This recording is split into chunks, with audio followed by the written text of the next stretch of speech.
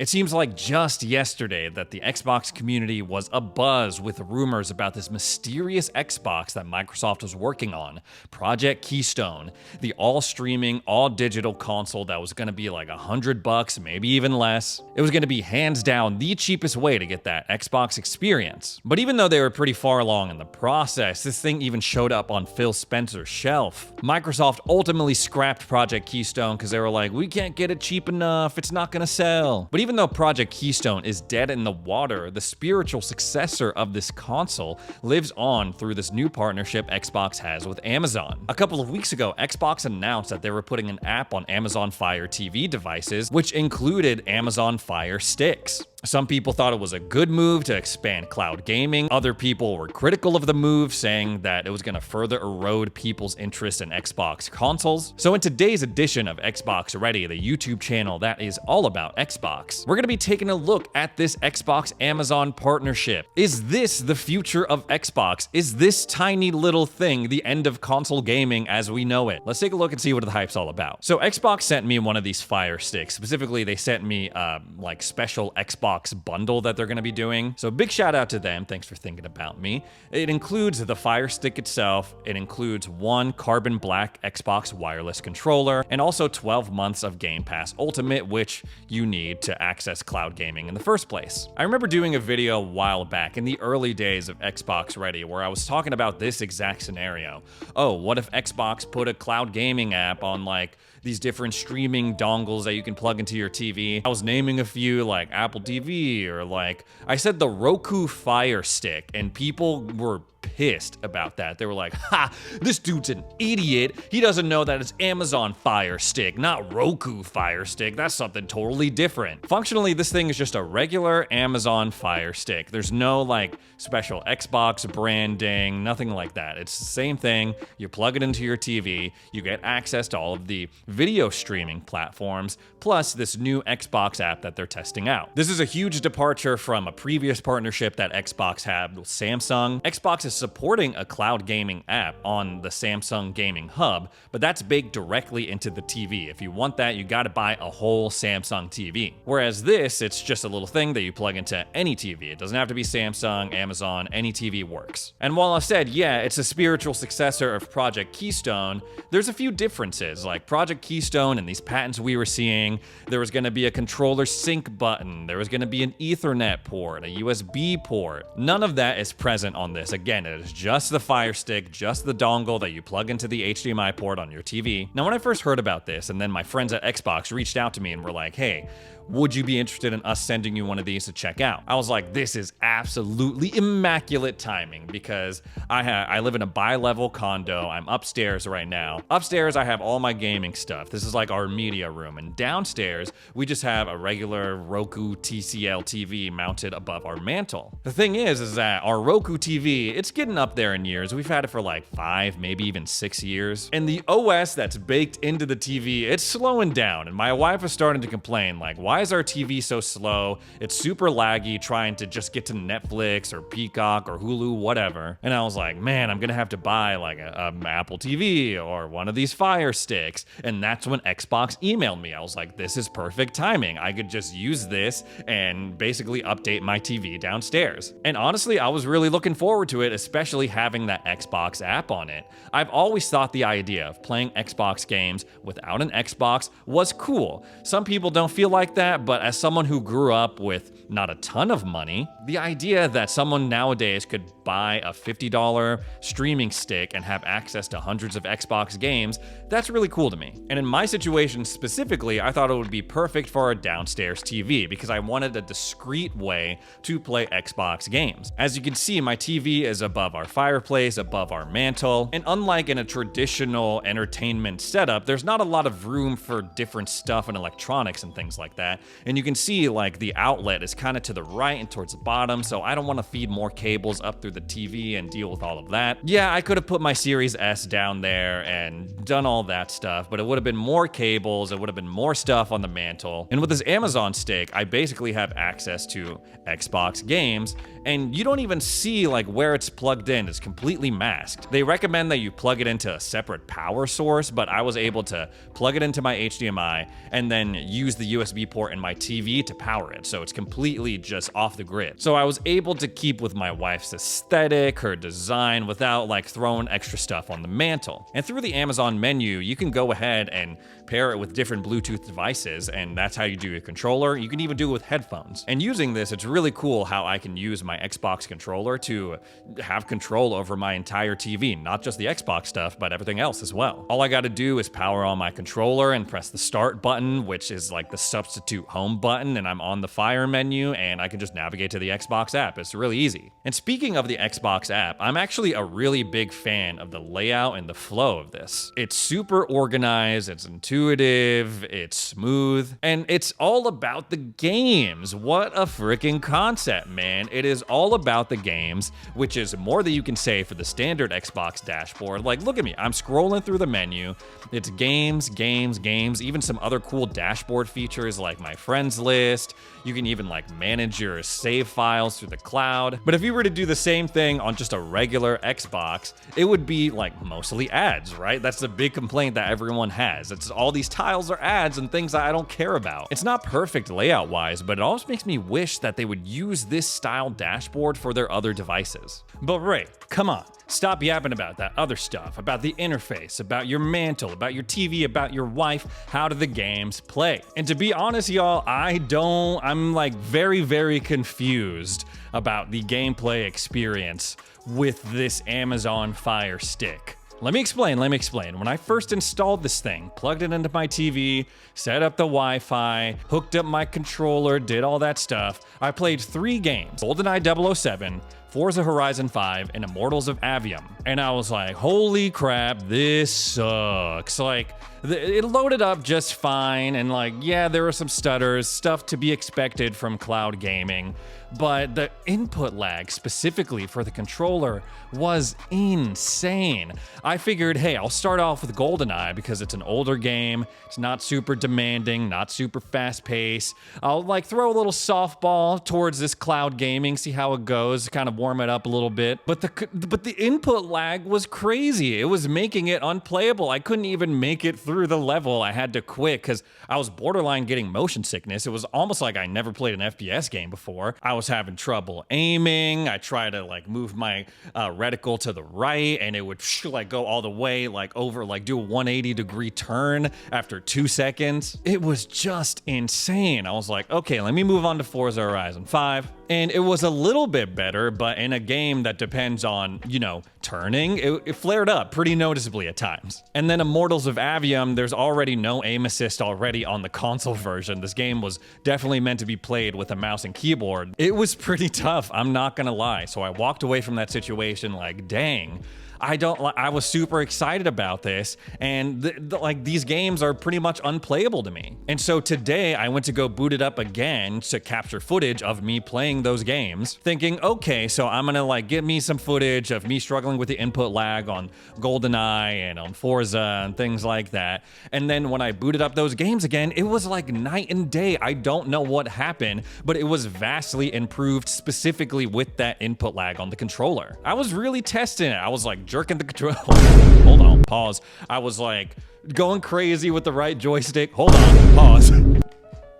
Damn it. It wasn't perfect, but it was like a completely different experience. I don't know what happened. It just decided to work magically one day. So then I was like, okay, let me boot up Forza again, see how it's running. And you can see even in these cutscenes leading up into this first like intro race, there's some stutters, there's some glitchiness, but the controller specifically, again, was much improved. In a game like Forza and any racing game, you know that it's not just like doing this with the wheel and making these dramatic changes in directions. No, sometimes you just need a little bit of movement in order to make a light turn. And previously, I wasn't able to do that. This time around, I was able to have actual control of my steering wheel. I'm just shocked because I walked away from that first play session being like, man, this sucks, never gonna use it again. And then I booted up again, booted up a third time, and I'm like, okay, this is like actually pretty good. But I'm worried that I'm gonna boot it up one time and it's gonna go back to being unplayable. It's going to suck. The input lag is going to go crazy. The glitching is going to go crazy. So as fascinating as I find cloud gaming and as cool as I think this could be for Xbox, that inconsistency is what is kind of giving me hesitation here. I could get a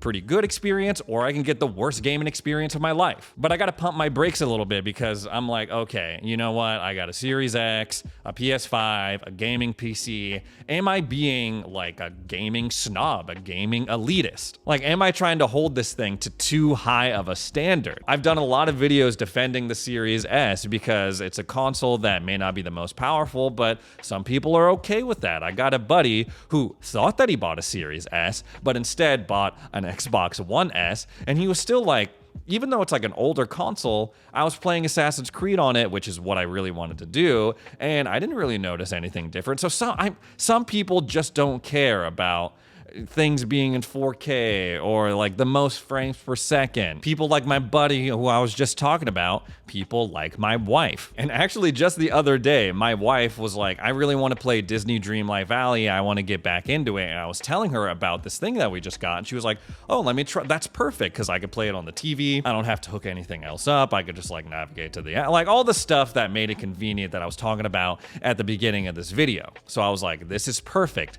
I can get her point of view, her experience as someone who's like, you know, like into games. She likes video games, but isn't like a gaming perfectionist. Okay, so it's not often that I come to you talking to you about a gaming thing that makes you go, oh, that's so interesting, babe. Like, usually I'm rambling on about the stuff and you're like, yeah, that's nice. Yeah. But for some reason, when I was pitching you this Amazon Fire Stick that we have downstairs on the TV now, you were like, oh, that sounds awesome. And I was telling you about how you could play Xbox on it. And you were like, oh, that sounds cool too. What was it about it that made you think it was cool? Whereas all the other stuff, you're just kind of like, whatever. Well, I didn't know something like that existed. I'd heard of the Fire Stick before, but I didn't know it had that function. And I like, we have this great setup in our new space now where we've kind of got like this media room thing going on upstairs. And that's where all the consoles are, your desk, your computers, and all the things. Downstairs is sort of the more, I guess, aesthetically good, it's more grown up, homey, and there's not as much technology down there. There's no Minecraft fridge down there. But this is sort of the media room is kind of where you hang out mostly, and I like it up here too. But I like hanging out downstairs, and I love the TV downstairs, the couch, and so it's nice that I can now play my games downstairs on the Fire Stick and not have to lug, the Series S downstairs and like, I know how to hook up the Xbox, but I don't have to do that with the Fire Stick. It's Hold on. You thought the mini fridge was an Xbox. I know that for a fact. The mini fridge looks like it is. It's a giant Xbox. So of course I thought, oh God, what new device did he bring into this house? Thank God we have this room where he can stash all of that stuff. Anyway, but I love obviously how compact it is, and it like just fits the vibe of downstairs, and without having to find space for a whole console down there. Yeah, if it's a vibe. Mm-hmm. And you were saying like, I know what I'm gonna play on this. Disney Dreamlight Valley, yes. Haley's Game of the Year for 3 years running at this point, or however long it's been. Yeah, a couple years. So I was after my first time playing on the Xbox app through the Fire Stick, I was like, this is kind of lame. Like, this kind of sucks.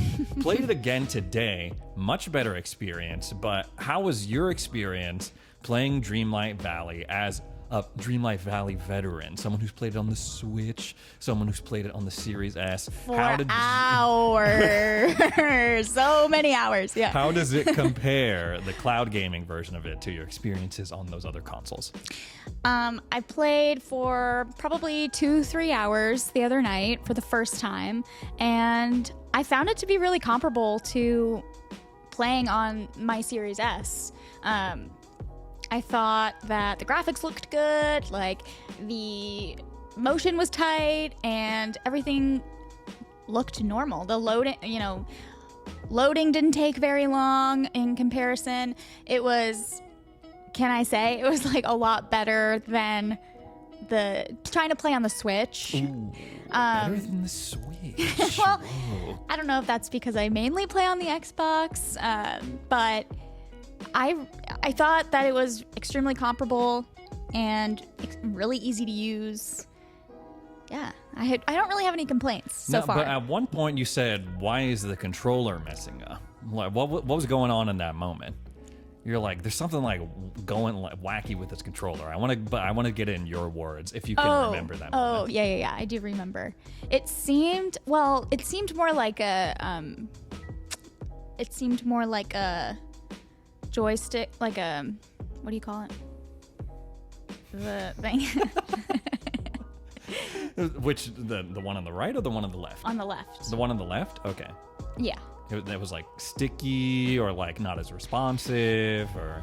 It was like doing double time, so like I was just trying to scroll through a menu and it would like, I would like hit it once and then it would move twice. Okay. So that was an issue, and I just assumed it was the controller. I didn't think it was a Fire Stick issue. Congratulations, you experienced controller input lag for the first time. How you feeling? It didn't bother me so much. I think it was for me, it's a small issue I'm willing to overlook just because of the overall experience of having the ease of just having the thing already plugged in. I just have to turn the controller on and I can go right into the game. Cool. Kind of annoying for a second, but it's fine. Because the Switch one was annoying for you for a while. I mean, it was giving you a lot of issues. there's a lot of issues. But do you foresee yourself playing Dreamlight Valley on the Amazon Fire Stick?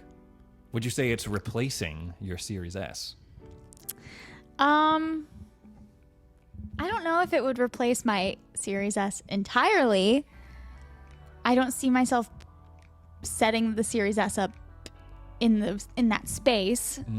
So being able to play downstairs on the Fire Stick is probably how it's. I'm gonna probably see myself playing on the Fire Stick more than the Series S. Interesting. Maybe because of location and the ease of use.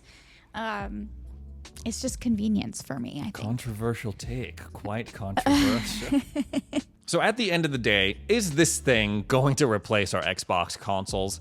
Absolutely not. And while it's not quite to the place where I foresee myself spending a lot of time playing games through this thing, I still think it has really big potential, but Xbox has got to get their stuff together. They got to continue trying to improve the experience, cut down on that input lag, make sure the streaming performance is a lot better, especially considering you can only stream games wirelessly using this Amazon Fire Stick. You can't connect it directly via Ethernet like we were seeing you would be able to do with Project Keystone. I don't know if there happened to be anyone out there thinking about selling their Xbox and replacing it with this thing, but if you are one of those people, I would recommend against that. Keep your Xbox console. If you want to try this thing out, it's pretty cheap either way. I saw it on sale for like $40 last time. This particular model that I have that Xbox sent me is $50. So if you're someone who needs a streaming stick anyway and you have an Xbox Game Pass Ultimate subscription and you want to try it out, by all means, go ahead, try it out, but don't bank too heavily on it just yet. Anyways, guys, that's all the Xbox stuff I have to talk about today. Thanks so much for joining me for another edition of Xbox Ready. If you're a fan of Xbox and you want to keep up to date on all the latest news, rumors, and games, consider subscribing, ring that little bell to be alerted whenever I post a video, and we'll see you in the next video.